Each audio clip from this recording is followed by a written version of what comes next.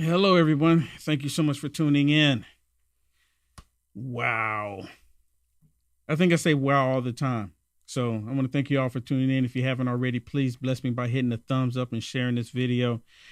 We're going to talk about President Trump, of course, and how as I refer to him, the Democrats have lost their everlasting mind. So I might just have a guest on with me today. We're going to see here. Um, I'm going to bring a guest on and have a deep discussion, deep dive about the current Democrat Party and what the Democrat Party future is going to look like. So I'm really interested in seeing what that's going to look like. And you know me, I love having conversations with people who have different opinions than me. I mean, it's one of my pet peeves. I mean, I really like it. First, let me put it this way. When I was younger, this is maybe 15, 20 years ago, I had a gentleman that I worked with. He was a colleague, actually, and he was atheist. I was Christian. But I remember on Friday evenings, we would always connect with one another, and we would have these deep discussions, and it'd get really heated, really heated. And he'd go, "You want another beer?" I go, "Yeah, sure." So we always were able to get along and have those conversations. So I think I've got accustomed to being able to have conversations with people that completely disagree with me. And, we agree to disagree. Well, I want to have this discussion, and I got this young man on with me. Is Ike McCorkle? Yes, He's a, sir. I'm Go sorry. ahead. I was just saying, yes, sir. Go ahead. Okay. A former Marine and Democrat, and I'm assuming you're still a Democrat, and comes from a family deeply rooted in military service with relatives who served in the Army and World War II. And he has run for political office in the state of Colorado. Sir, thank you so much for joining me. Well, I appreciate you having me. And like you were mentioning in your intro, those conversations with folks that don't necessarily agree with us on every single, letter of the policy are critical, I think, for ensuring that the United States does what's best by our veterans and by our citizens. Yeah, I would agree. I would agree. I think we need to have open discussion. And so let's talk about a little bit about that because one of the big things right now is free speech. And as we're talking, it appears to be now I don't know firsthand, I don't have access to the servers or anything, but it would appear to be that X is having a cyber attack that's taking place. Now, nothing's happening with YouTube, nothing Google, Facebook, even True Socials even up, but X is experiencing some major outages. And again, just to be clear, full transparency, I can't say, but it would appear that they would be getting a cyber attack. And the reason why I say that because of Elon Musk and what he's doing with Doge. What is your opinion about the reason why X is down right now?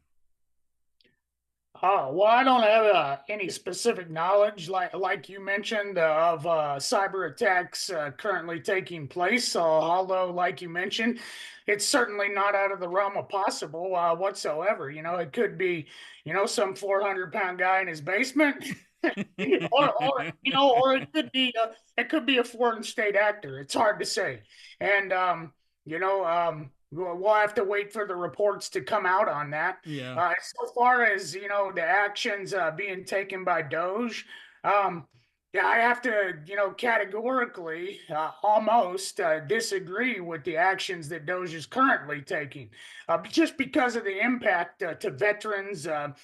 Former service members, and not just veterans, but their families. A whole Right. lot of veterans' families, like my own, work as DOD contractors, whether it's like my ex-spouse, she advises folks on how to properly manage their financial situations and really set our service members and our veterans up for success. And so I think a lot of those critical positions that are being cut unfortunately are impacting veterans and their families to a severe degree. And so, I do think that there's a better way to do it. I'm not saying that there's not government waste, because there sure as heck is. I mean, Congressional Budget Office identified something like 95 billion in waste that we could cut without impacting, our So veterans are service. so I I'm think sorry. that's road we need to take. Go ahead. So Apologize. are you in agreement with Doge? With DOGE on the notion that there is government waste and that it definitely needs to be addressed, and how we allocate funds in order to ensure that the United States is a technological military superiority on the globe.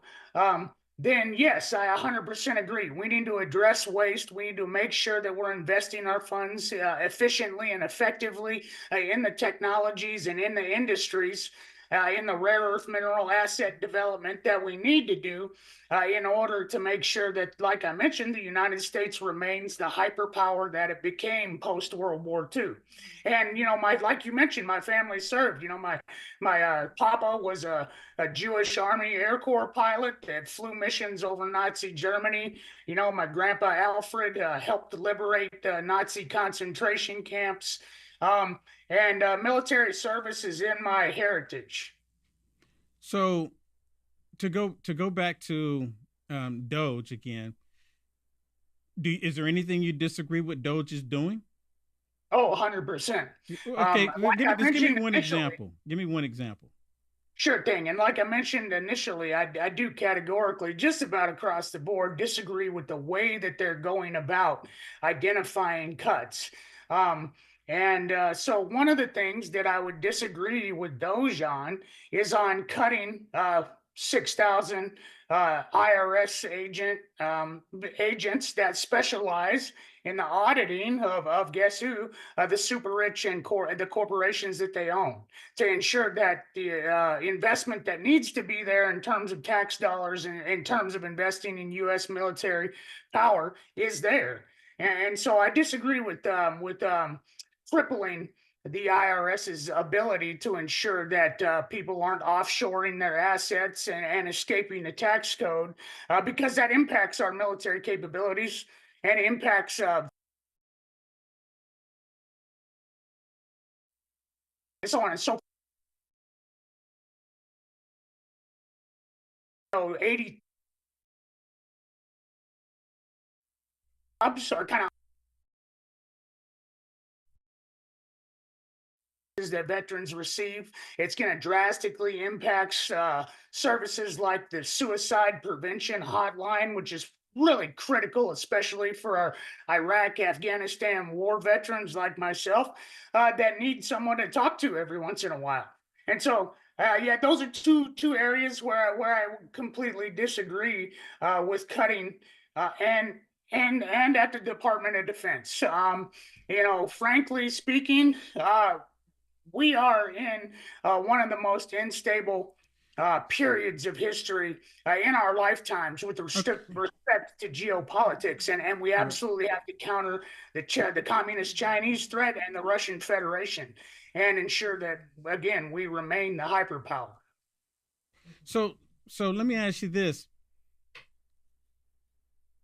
are you saying this is happening because of President Trump's policies, what he's putting in place with Doge? And I mean, because as far as a conservative, I know conservatives, they're loving everything that President Trump is doing, and with what he's addressing these issues like USAID, pouring money into programs that we don't need to pour money into. And there's a lot of that that's taking place. Now, there are some programs that have been beneficial, and President Trump has acknowledged that. But the wasteful spending that has gone above and beyond, all of it seems on the surface, it looks and appears that all of the Democrats are in support of the wasteful spending to continue. Is it just me, or is No, that the because I case? agree with some of the cuts, and I agree with a lot of President Trump's agenda in terms of cutting wasteful spending. And so, like I mentioned earlier, I do acknowledge that there's a lot of wasteful spending. I do even acknowledge that my own party at times, has supported some of that wasteful spending. Now, categorically across the board, I don't think that they've allocated wasteful spending intentionally. However, I think we have to talk about our ideals and what our objective end states are, actually what our priorities are. Because when you talk about USAID, for instance, you have funding for vaccinations and stuff around the globe that suppress, communicable diseases that come over here and affect us as well. So there is some spending that is good, and that also benefits the American people.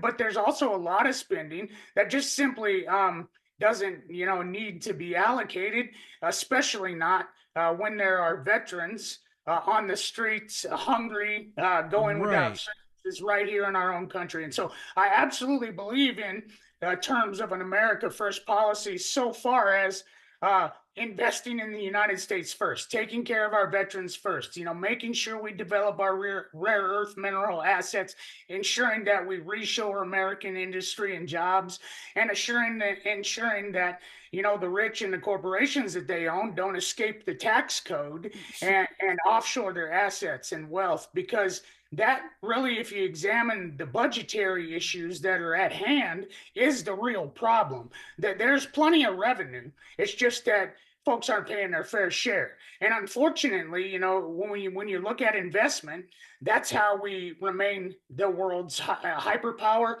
And if we don't make those critical investments, if we allow the rich and then their corporations to continue to offshore our jobs, our industry, and our production, we're going to end up in a place where we are like we are right now, where we can't even produce the things that our military needs to operate on the battlefield, whether that's enough munitions to support a two-front war, which is a possibility, or whether it's developing the rare earth mineral assets that power our technological superiority. So I think that in terms of revenue, we're talking about a lack of dollars issue for a specific reason. I don't think that that's overspending or waste, although overspending and waste does occur. I think it's really tied to avoidance of the tax code. So, do you are And you? Let me and the ask you absence, this. Let me ask you sorry to this. interrupt, but and the absence of a fair tax code. Okay, go ahead. Sorry, sir.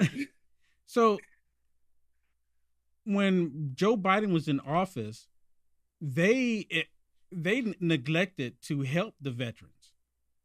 Am I wrong? Because Democrats have been known to want to defund police officers, for example, and they also want to defund the military. They're not for the military. They're for actually breaking down the military. And then when we talk about wasteful spending, the Democrats are quick to come out and talk about, well, we need to cut the defense budget bill, all this money. Now, there's been money going to the Pentagon. I think we all agree. And now that Pete Hegseth is there talking about, and he's saying that we're going to do an audit of a Pentagon. Now, all of a sudden, the Democrats don't want to do, budget cuts in the Pentagon, like because they might find some wasteful spending that they don't want to prevent. And President Trump has made it clear when he was in office the first time, the vets are one of his number one priorities. Well, cutting 83,000 jobs at the Veterans Administration doesn't show me that.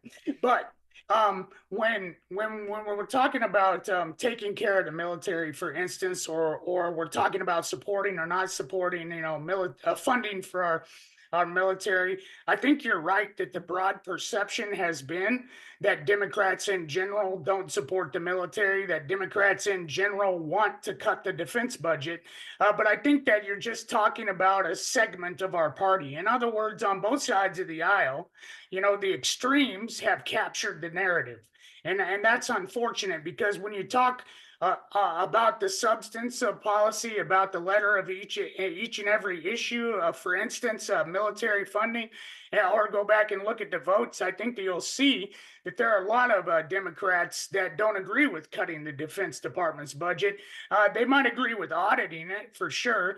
However, from my perspective, like I mentioned, we live in a very unstable era, and we live in an era where there are extreme threats and technological near equivalents in the form of the communist China, and threats in the form of the Russian Federation that we absolutely have to counter. And if we don't counter, we're not going to retain the hegemony that we've had over the past century. Would you So agree? Would you agree that President Trump is actually bringing back safety and security to the United States of America, where Joe Biden was doing just the opposite? I see. I have a more nuanced view of it than that. I don't necessarily think that if you talk about each and every, I guess, region or geopolitical issue, I don't think necessarily Democrats are wrong on all the issues. I don't necessarily think that Republicans are wrong on all the issues. What are the And that's Democrats right on?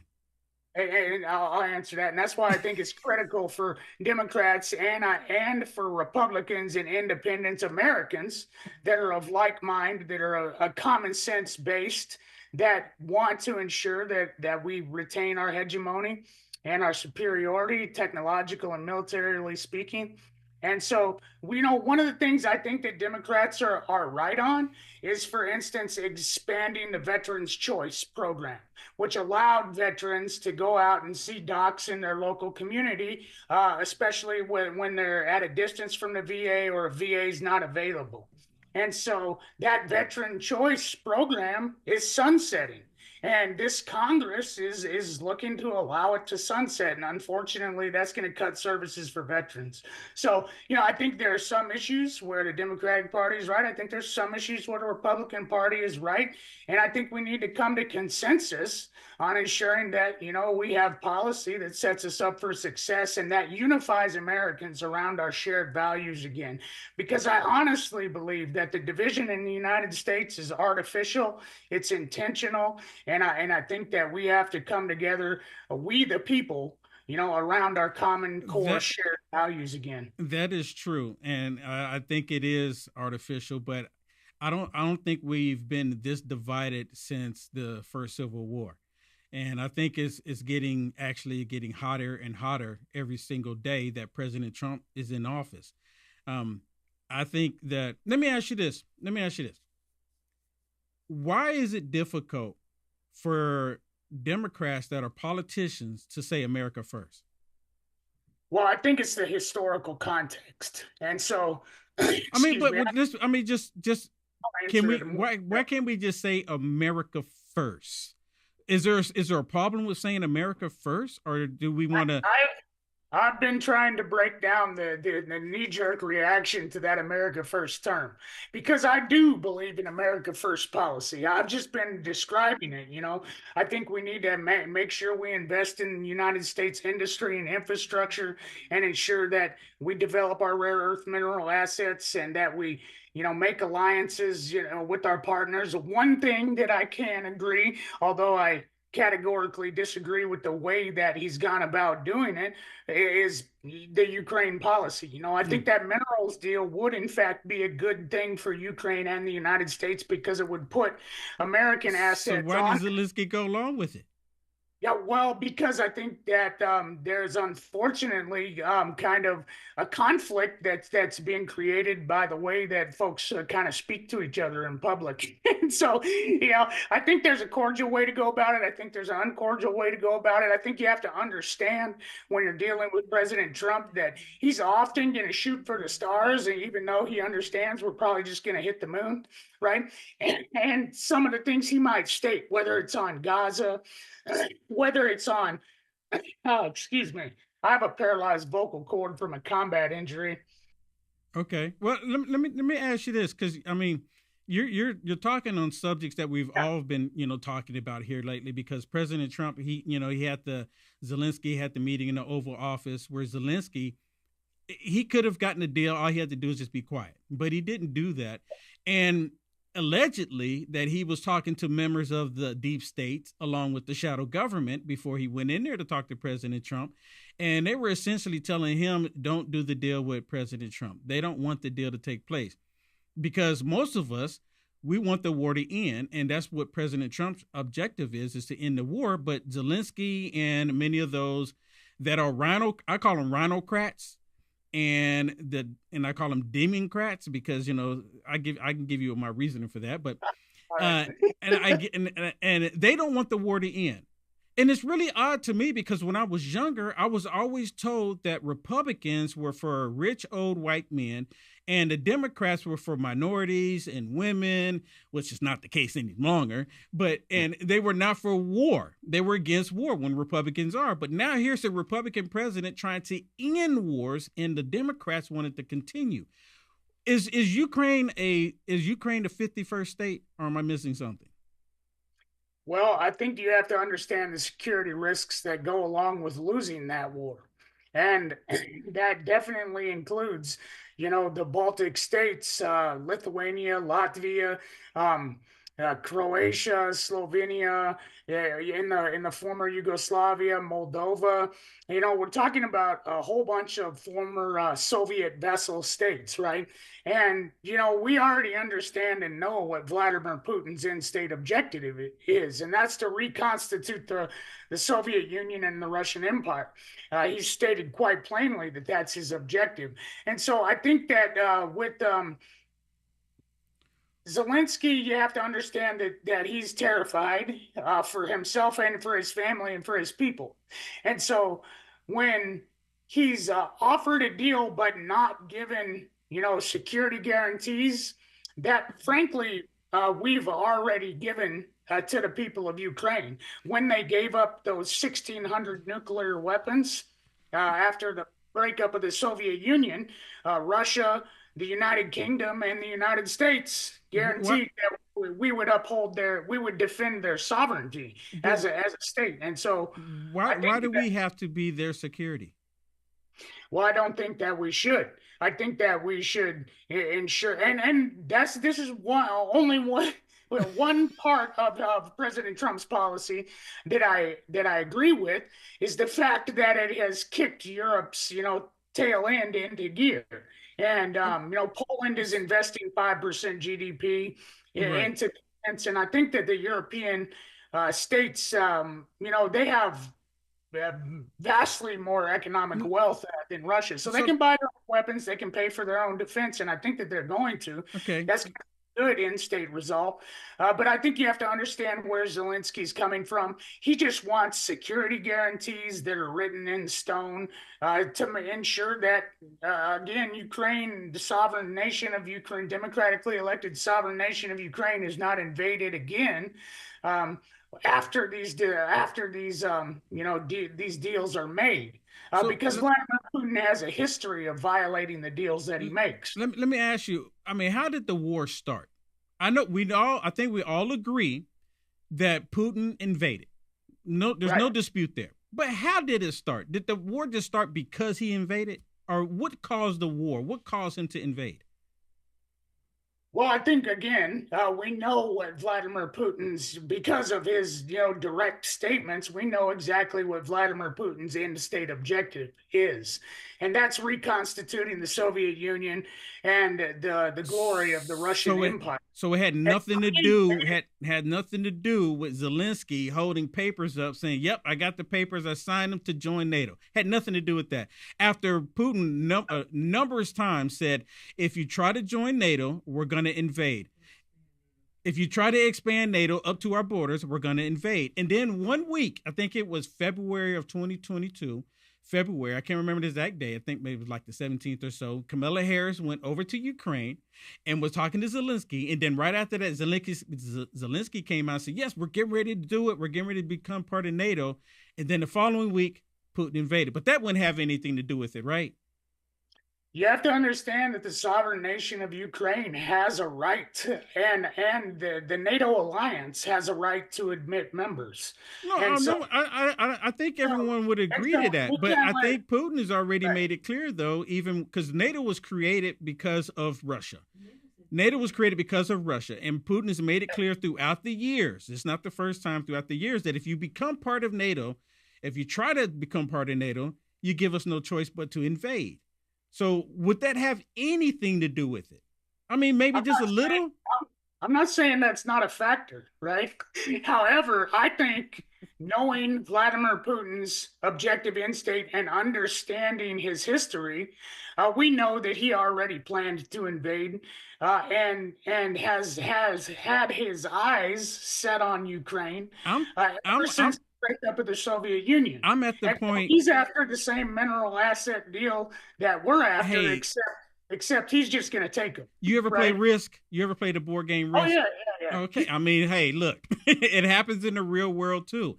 And if Zelensky is not going to come on board with President Trump's plan, then I mean, if Russia takes it, then it's kind of out of President Trump's hand, it's out of everybody's hand. I don't think that we should spend all these resources and send all this money to Ukraine. Now, if we want to send some blankets like Obama did, okay, fine. We'll send some blankets like Obama did. Categorically with that. Now, I Well, think the Obama administration was horrendously negligent, and God bless President Trump for sending the Ukrainians those javelins that were critical in their ability to stop the Russian Federation's invasion. And say what you want about Sleepy Joe, but his policy of continuing President Trump's policy from his first administration of arming and funding Ukraine is the only reason why the 90% of Russian armor has been destroyed on the battlefield. No other U.S. president. But Ukraine is not going to beat Russia, though. I mean, they're not going to beat them. I mean, the only reason why Ukraine has anything in the game, had a card, like President Trump mentioned, the only reason why they had a card is because the United States of America was giving them that card. Now, the United States of America, personally, if we would have just never got involved in the war, it would have ended in a week or 3 days. It would have ended really quick. There's no reason why we should be in this conflict. But let me go back to this question I was asking earlier. There is one. The George W. Bush administration guaranteed the sovereignty and security of the Ukrainian state. That's why.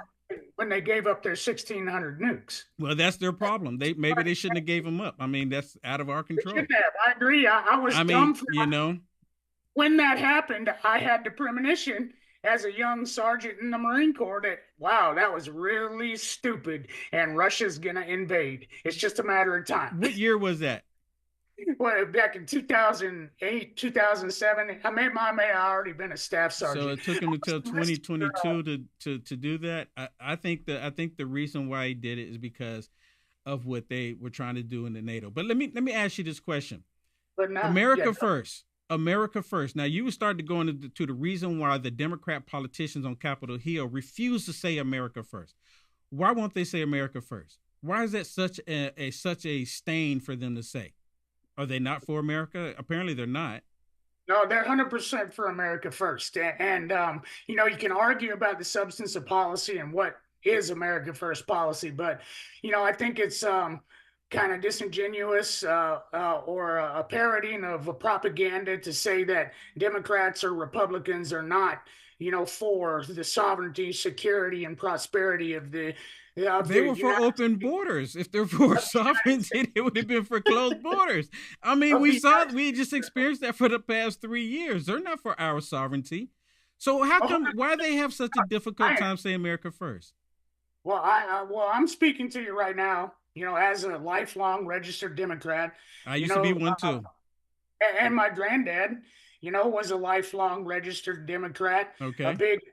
Also a big Eisenhower fan, and so I think we got to get away from the artificial, instigated, intentional separation of Americans. Now, but we can't. But we have to acknowledge that it is there. I mean, we can say that we want to get away from the Republicans, the right, the left, red and blue, but it is there, and it is an element that's there. And but again, the Democrats have demonstrated time and time again, especially the last 4 years, that they are America last. They won't even say it in any of their statements. They won't say it in any videos. They won't even put it in an X post.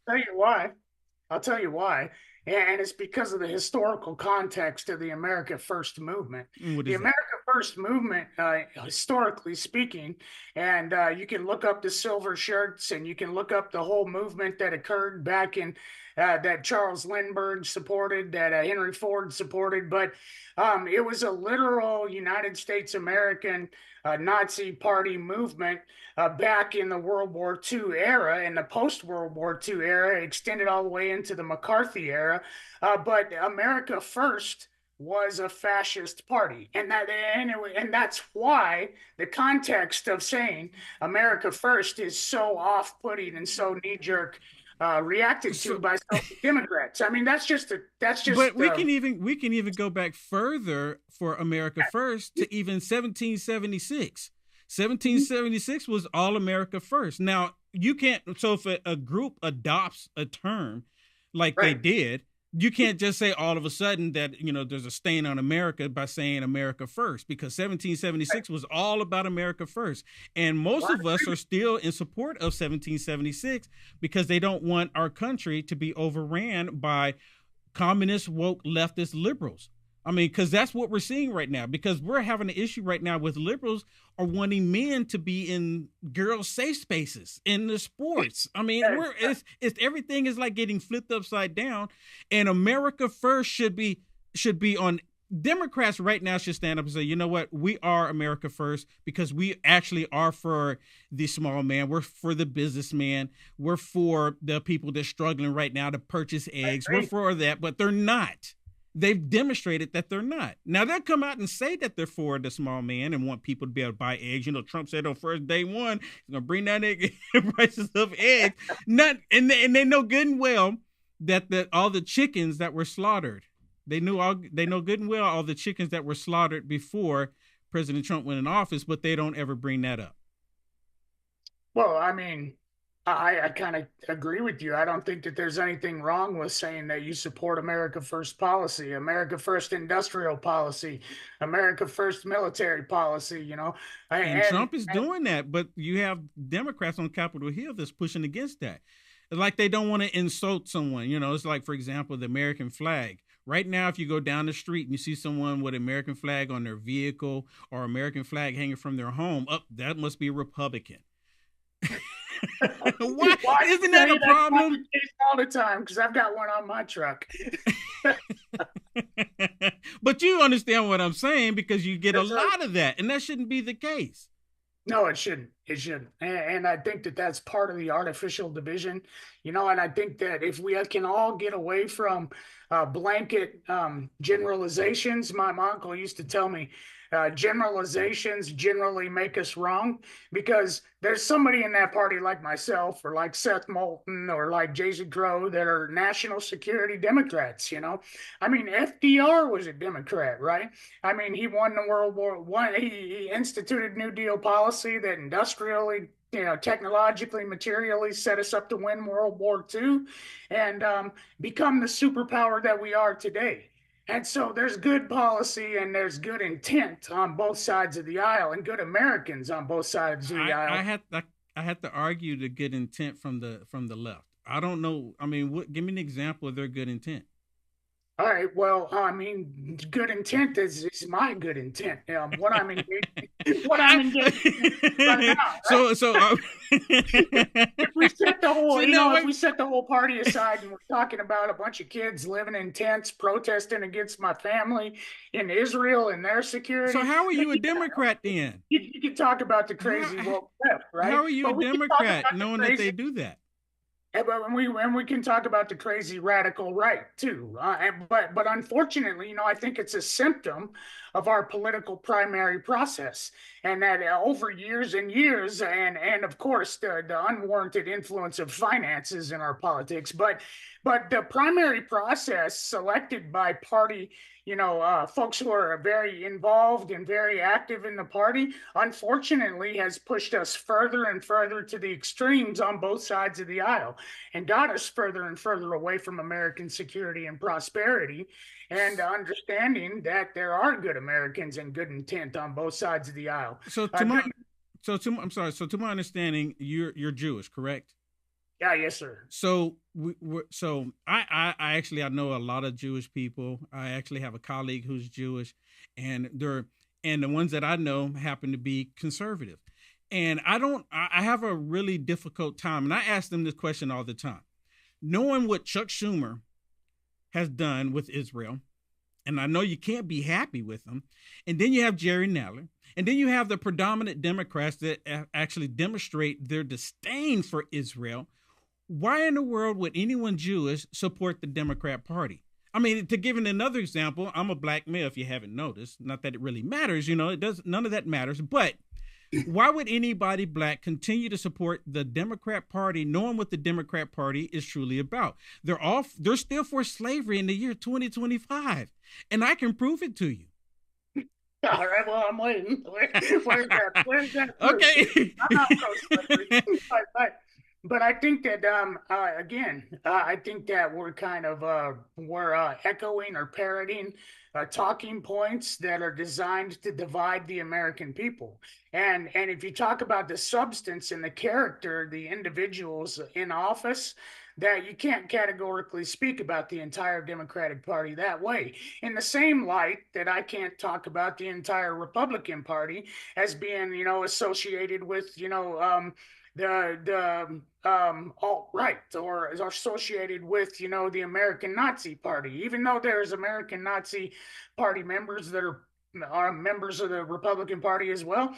Like that's a correlation. It's not causation, and it's not reality, and it's not the reality of the entirety of the Republican Party, who's of course primarily interested in American security and prosperity. Well, the Democratic Party, most of the members are primarily focused and concerned with American prosperity and security, right?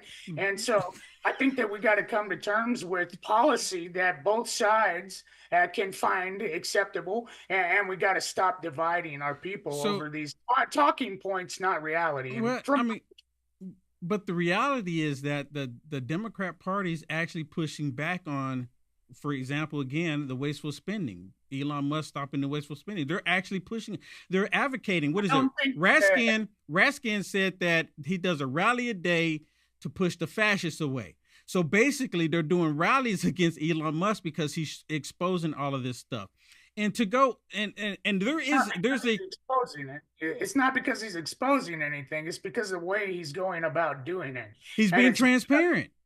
We know about it. He's being transparent. I guess the Democrats don't want him to be transparent about it because, when Obama was in office, he did the exact same thing. Obama did executive order to cut out the wasteful spending, but they were not being public about it. They weren't telling people about the wasteful spending that they were cutting out.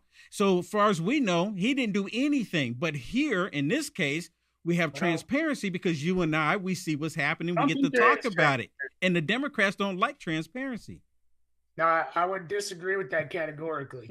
I would say that most Democrats want a transparent and an accountable process, and we want an accountable process that's orchestrated by an elected official or an appointed official. That's President Trump, who has Senate approval. That's President Trump. We don't want an unelected bureaucrat, Elon Musk, and his DOGE outfit. Plowing through Americans. See, now that right there is straight up the talking point, because President Trump can hire people to work in his administration. They don't have to be cabinet selects like Pete Hegseth, Pam Bondi, right? They don't have to be cabinet selects, but he can hire people to work in his administration. And that's all that Elon Musk is. He's currently an employee under President Trump's administration. That's all that is. Now, that is a talking point, talking about he's an unelected bureaucrat. And you know what? We elected President Trump to do what is happening. That's reality, but they're plowing through Americans' personally identifiable information. Okay, he hired Elon Musk to do it. What is the problem? If Elon Musk finds out that there's been $2 trillion of wasteful spending, or in this case, $6 trillion that just went out the door, and there's no accountability for it, they can't even tell you where it went. There's no receipts telling you who received that money. And he's telling the American people about the $6 trillion that just poof and it's gone. That's a problem. I mean, thank you, Elon Musk, right? I think that the budget issues are a major problem, and that Congress needs to do its job. And quite frankly, that is Congress's job. And I don't think that it's the job of an unelected bureaucrat to plow through Americans, to plow through the Social Security. What makes Elon a bureaucrat? What makes Elon Musk a bureaucrat? Because he's doing this. He's doing this for free. He's not getting paid. He's a billionaire, and he's benefiting personally from all of these transactions and deals. How's he benefit? Kicking telecommunication, giants out of contracts and replacing them with his own Starlink contracts. I think that's not true. American people absolutely. That's not true, though. American people want a transparent process, and I'll tell you what else we don't want. Wait. You made a statement that he. Wait a minute. You just made a statement that Elon Musk is transferring the communication to his Starlink. And that's Yeah, not true. And it's the same thing like they were not saying that transferring Elon communications, Musk transferring contracts. Elon Musk got Contracts. the contract for his Tesla trucks, and that happened under That's Joe the Biden, and President Trump canceled it. Yeah, I'm talking about the federal contract that Verizon's being kicked out of that Starlink's taking over. It's like a $2 billion contract or something. But what the American people don't want But is is a is billionaire is is a Verizon billion a unelected private company or is billionaire it a taking government away. agency? Can I finish? An unelected billionaire I'm sorry. I just got to make sure I taking away. understand though. I just got to make sure I understand what you just said because you said the deal that he has with Verizon, the government's kicking Verizon out and working with Starlink. Yeah, they canceled the current the negotiated contract with the telecommunication company Verizon, and Starlink is now taking that contract over, and so there's conflicts of interest here. But what I was saying is what the American people don't want is they don't want an unelected billionaire bureaucrat taking away grandma's $2,000 Social Security And check. that's not happening either. That's another talking point.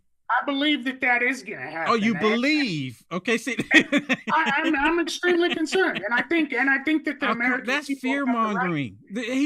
President Trump has already made it clear that Medicaid, Social Security is not going to be touched. Now, the one thing that will be touched is that the wasteful spending. If they find wasteful spending in Social Security, then by all means, I think you would agree that wasteful spending for the Social Security money going out to stuff that it doesn't need to go out for, I think you would agree that, yeah, stop that because you paid in Social Security, grandma paid in Social Security, that money should go to her and not go to external countries for whatever woke agenda that they have. Definitely, and I agree there needs to be accountability. But I would, for one, like an appointed cabinet secretary and the Congress to be reviewing these things. That's my perspective. That to me is transparency and accountability. What's going on right now is kind of dropping a friggin' atom bomb on an anthill. What's the subcommittee for then? Say again. What's the DOGE subcommittee for? The DOGE subcommittee? Yes, sir. I'm not actually understanding what's it for. Because you're saying that there needs to be like some checks and balances about what Elon Musk is doing. And to my understanding, that's where the DOGE subcommittee comes in because there's both Republicans and Democrats that sit on the committee. Correct? Right, but they're engaged in budgetary actions. And so I think that the Congress has the power of the purse. They need to exercise it and ensure that every budgetary issue and consideration and cut is coming by them, and that they're approving or disapproving it before those cuts are made, because that's Congress's constitutionally designated power. That's what they're supposed to be doing. They're supposed to be an equally powerful branch of government. Right. They're supposed to control the budget. So that's where the executive branch comes in, and that's what's happening right now. President Trump hired Elon Musk and hired some 20-year-olds to come in with Elon Musk to actually comb through all of the wasteful spending that Congress has been actually passing, because Congress, someone needs to check Congress. Executive branch comes into play. And if there's wasteful spending coming out that's going out to other countries that hate America, that doesn't even benefit us, I think the executive branch, we expect that to happen, to say, you know what, we need to put a freeze on this. We need to stop this. Why is this money going out? Because, for example, USAID, the billions of dollars going to USAID, and then they just designated money to go out to fraudulent, corrupt, woke agendas that should have never taken place in the first place. Which woke agendas are we talking about? Okay, well, one is was $47,000 that went to Colombia for a transgender opera. Okay, well, I mean, I'm totally fine with cutting that. I don't but care. the point is, it was going out. That's just one example of thousands that they found. That's just one example that it should have never taken place. And the Democrats are upset with Elon Musk for being transparent, for cutting it out, because he let us know that he cut it out. I think that they're more upset about the way that it's being done, not necessarily that. What's wrong with the way it's being done? Not wrong. Not that wasteful spending is being addressed. The way it's being done is with absolutely zero transparency. In the dark of the night, kids on their laptops and enforcing their way into federal administrative computer systems. It's not being done in an accountable manner. It's not being done in a professional or accountable manner, right? And so, like, I want Congress to do their job. If I was a congressman, I would floor legislation to friggin' audit every federal administration for sure. Okay, And wait. So wait a minute. These young people that that Elon Musk have with him are extremely bright. And at the same time, they're hired in President Trump's administration. So for that fact, they've gone through background checks, that everything has been verified with them, because they're not going to have access to some of the most sensitive data in the federal government without going through these background checks and President Trump approving it. And at the same time, they're not forcing their way into the systems when you have the man in the White House granting them access. Why are we saying that? Why are we saying that they're forcing their way in when they've been granted access? Because if they were hacking into the system, then we would have to have the FBI get involved, probably Homeland Security, DOJ. We would have to get them involved to probably go arrest them if they were forcing their way in. But that's not taking place. Right? Well, I think that the very untransparent process is taking place with folks that have not been vetted, that don't have security clearances.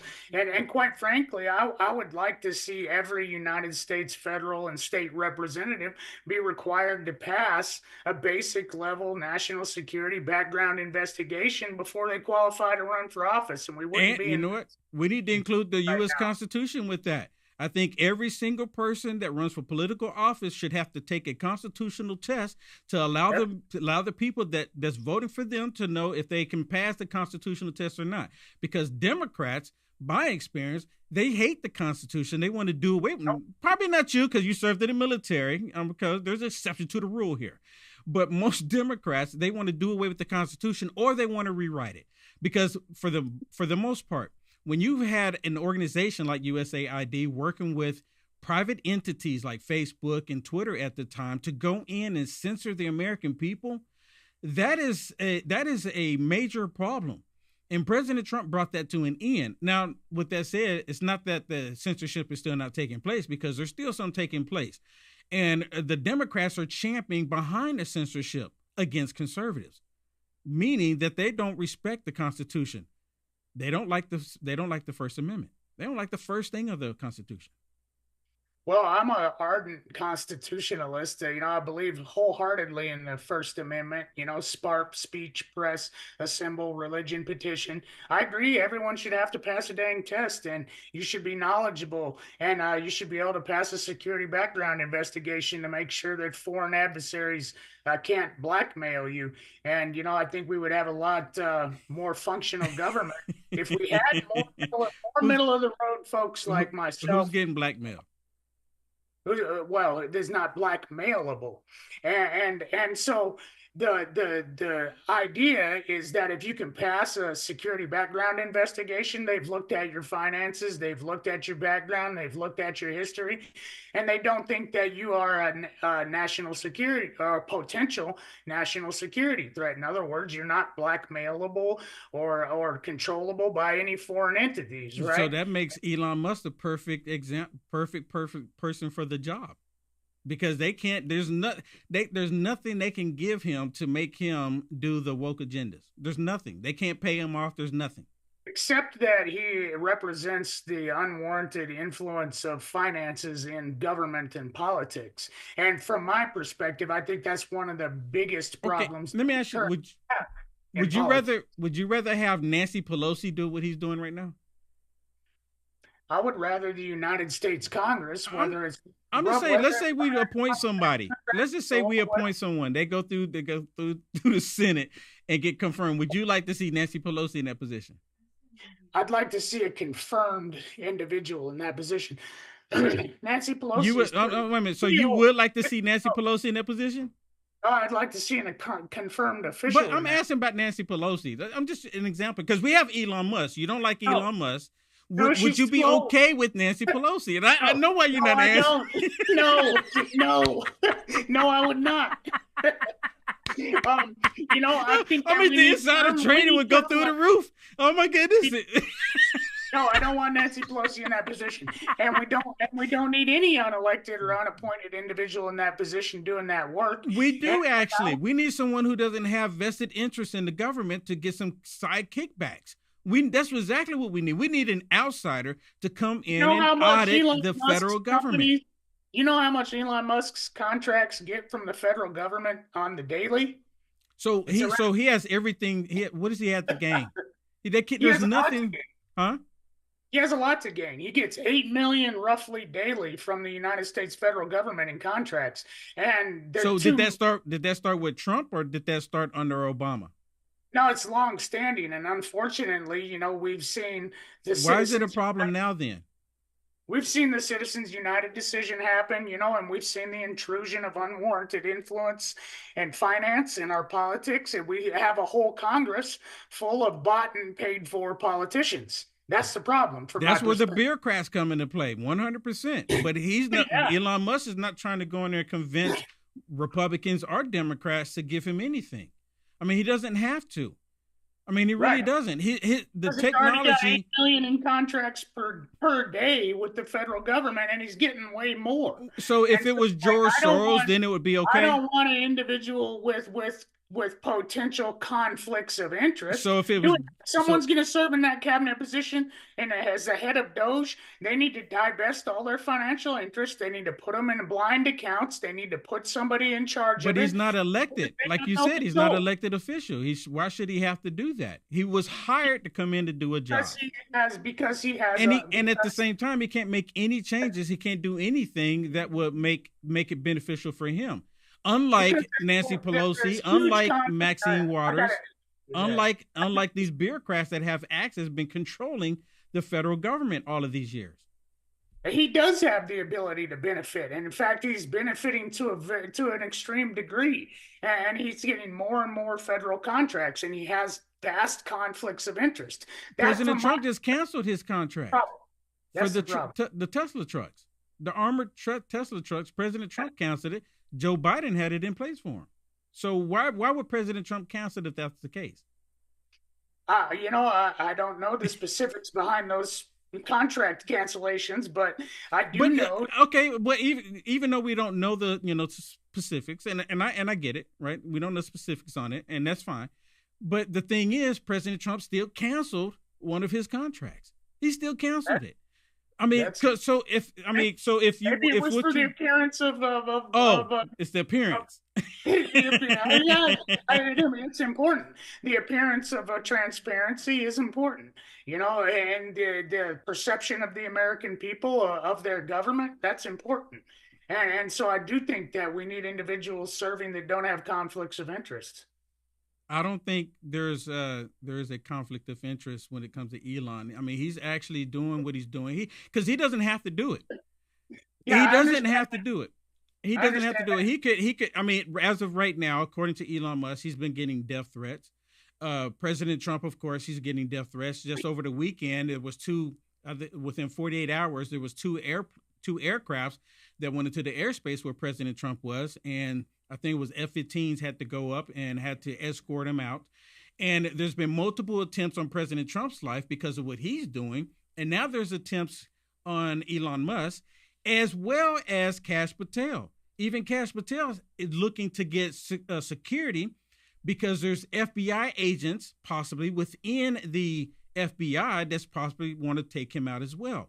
So right now, and of course, these are not radical people on the right wing, radical conservatives that are doing this. This is 100% radical leftist liberals that's doing that. I would disagree with that. In fact, the one person that attempted to take President Trump's life was and tragically killed the fireman in the process. He was a registered Republican.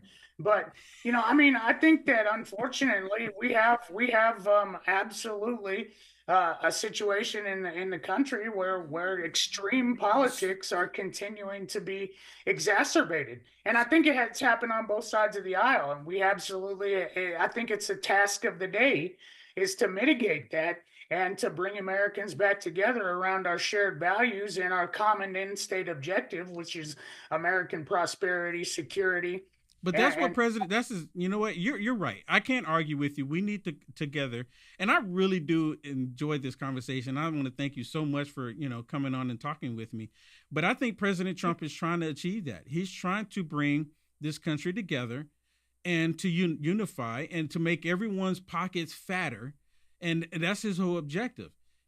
But I don't see, and I have to say this, I don't see the Democrats actually trying to make a difference and even working with President Trump. For example, he gave an address to Congress and they refused to stand for anything. They clapped for when he was talking about money going to Ukraine, but they refused to stand for anything. So the Democrats are demonstrating how much they do not like this country. I mean, now they'll like the country. They'll like the country if we can continue to have men in women's sports. Then they'll like the country. Let me ask you, what is your viewpoint on that? Being military, what is your viewpoint on that? And men being in the military wearing a dress? Because see, my father, he was in the Army, and he was Army, and my dad. Now, my dad is like you, to be honest with you. He's Democrat. He doesn't like Trump. He thought Kamala Harris, oh my goodness, was a better option. That's a wild one. I'm glad we dodged that bullet. But men in the military wearing a dress. I mean, really? Where are we going here? And it's the radical left that's pushing that agenda. Well, I mean, men in the military wearing a dress is already against the rules anyway. So how were they able to do it then?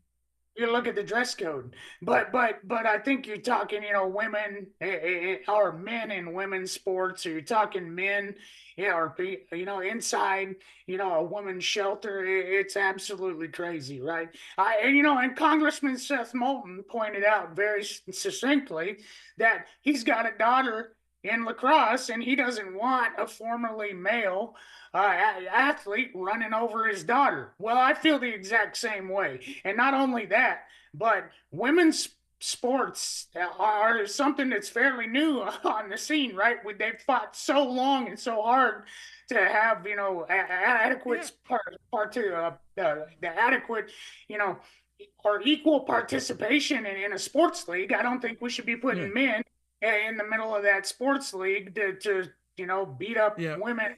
Or, thank you. Thank you for that. Because I've seen a whole bunch of, on the talk shows.